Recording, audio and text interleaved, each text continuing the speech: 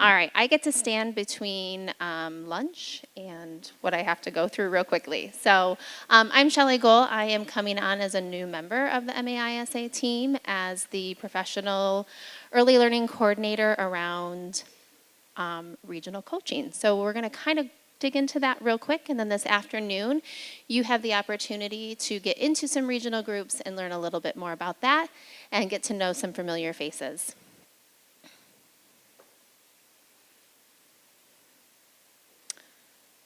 Can I get some help with the slide forward, please?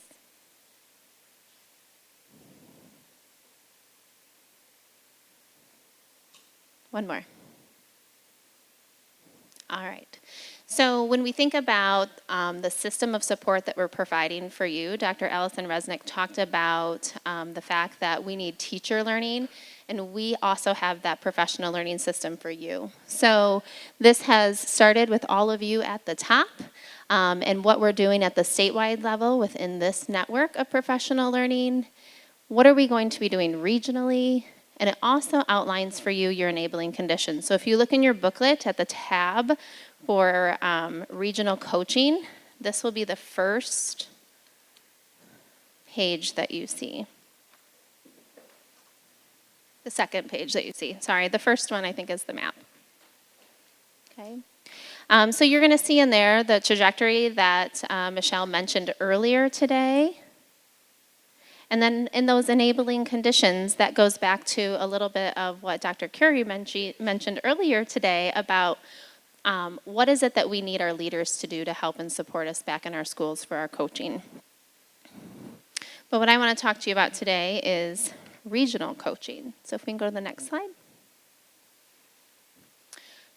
Since we started in 2016, the pieces that we have accomplished are the essential practices, right? That's around all the work that we're doing.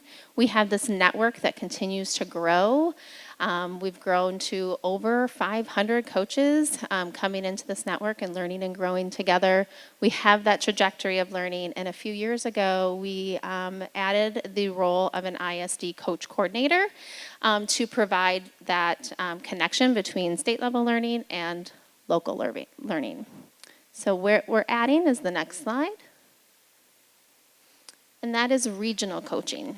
So we have 10 regions defined by MAISA across the state of Michigan.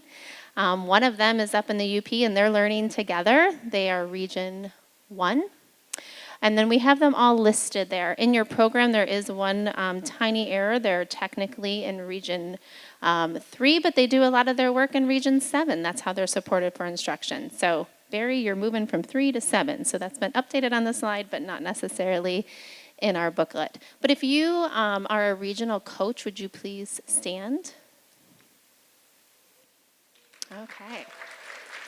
So, up in the UP, we have Chandra Ziegler and Ashley Thomas. I will be the Region 2 coach. Region 3 is Leslie Smith, which was over here. Region 4 is Stephanie Dunton. She's been helping also with microphones with Leslie today. Heather Phelps is in the back, and she will be Region 5. Heidi Gaskin, Region 6, and she's around here someplace. You'll see them all later today. We have Region 7 with Shannon Sweet and Susie Kaufman. Amanda Morris for Region 8. Aisha Williams for Region 9. Heather Palmer and Melissa Wilson for Region 10. So they're all super excited to do this work and came together on Monday to really be thinking about what kinds of coaching support and coherence we're going to be providing. Next slide, please. So, why regional coaching? Well, this allows for the coherence around Michigan's vision for coaching. It ensures that we have that local implementation from the state level down into our local level. There's only 34 days allocated for this work, so we're starting small and trying to figure out where do we need to grow and provide that additional support. But we are looking for some ISD alignment too. We also have the opportunity for collaboration with our ISD coach coordinators, who many of them wear many hats back in their ISDs. And so this is a provided support for them. We are increasing coaching intensives, and we're also redesigning our ISD quarterly meetings and what those will look like. Next slide. The other reason behind regional coaching is that it is legislatively defined. It's been in our legislative language for many years, and we're finally at the point we're able to enact this as an additional layer of support. So when you read this slide, you'll notice that we're talking about them A, being named, but B, some of the things that they should be doing, which is providing some professional learning regionally, providing support around data collection, working with new coaches, and those types of things. So that's our end mark, right? That's where we're working to grow towards. Next slide. So where are we starting? This year we're starting with a couple big moves, big shifts. First of all, you're going to have 4 quarterly meetings like we always have. 2 of them are going to be in person regionally. So we've identified spaces across the state of Michigan that aren't too far from home where we can bring you back into settings like this because we know that you value learning and growing together. The other thing that we're going to be doing is 2 virtual, fully virtual, during our winter months.